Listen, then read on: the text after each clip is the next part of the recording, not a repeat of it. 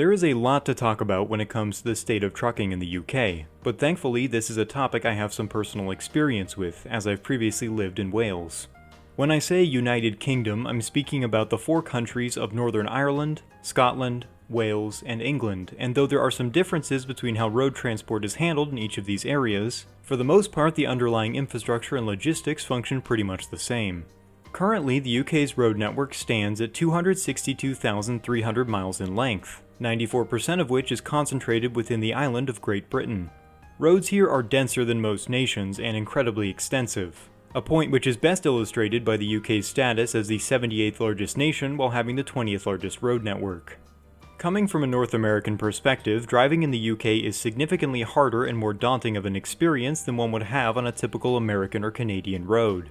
Much of the UK's road network has its origins far before the invention of the car, in a time where most paths were constructed without much urban planning in mind.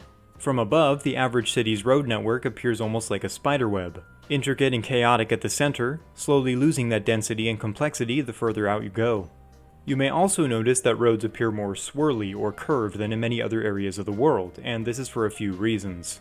The UK has an undying affinity for manual transmission vehicles, and if there's one thing manual drivers hate, it's coming to a full stop. All of the roads are designed with this preference in mind, and as such, traffic is kept moving with full stops an infrequent occurrence. Yield signs replace stop signs, roundabouts are more common than intersections, and traffic is encouraged, sometimes being camera enforced, to move more slowly and consistently. There is a very real flow to traffic in the UK, not unlike rushing water, and one must know how to navigate the road ahead without stopping because there simply aren't many opportunities to do so. There is also an expectation of safety and conformity that does not exist in some countries. The overall feel to the UK's roads is that of order and patience. Navigating this mess is difficult enough when in a car, but for the 275,000 truck drivers employed in the UK, it's an ever-present reality. Talented drivers here know how to navigate just about any road in their massive vehicles, no matter how thin or curvy it may be, but the most difficult leg of their journeys is surely the last. Some of the spots which UK drivers are forced to back into are just insanely small, with very little room for error, and unfortunately the talent which goes into these maneuvers is hardly ever appreciated. Thankfully, the difficulty of driving is met with some more forgiving driving hours, as the average UK trucker works around 9 hours a day. As technology continues to progress, trucks are slowly moving away from manual transmissions, which can either help or hinder a driver based on the situation. But other technological innovations such as external cameras, sensors, and navigation consoles have made the job a little less painful. Much of a trucker's career is spent on the UK's motorway system, which is well engineered and heavily regulated. The national speed limit for heavy goods vehicles is capped at 60 miles an hour, which may seem slow but is more than adequate considering the country's small size. One thing that I was surprised to see in the UK, coming from the US, is how long it can take to navigate smaller roads away from the motorway. As I mentioned earlier, straight roads are less frequent than curvy ones, and speeds are kept slow. Lanes tend to be much less wide and objects around the road much closer than I'm used to, giving the illusion of increased speed.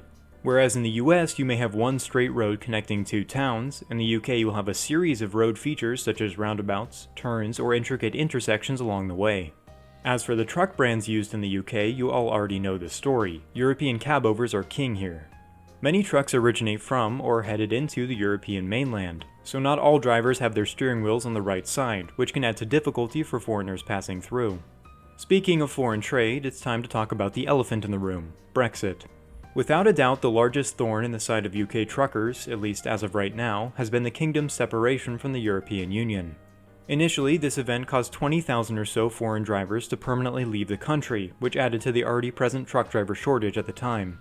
At British ports and border crossings, wait times have increased dramatically, as a flood of bureaucracy and inspections hit drivers. Compounded with the pandemic and the increase in border protections it brought along with it, the lengthy holdups at the border have created a ripple effect throughout the British supply chain and economy. These factors have severely impacted international trade for the UK, and created a headache that many drivers are unwilling to deal with, which again has impacted the number of trucks on the road. But despite all of these hang-ups, disappointments, and the stresses that come along with a life spent on the UK's motorways, these essential drivers are helping to hold together the struggling British economy, and I hope, as do many others, that better days are ahead for the UK's truckers. Thanks for watching, and leave a comment for what country or topic you'd like to see next. I'm open to covering just about anything. Within reason. Thanks again, and goodbye.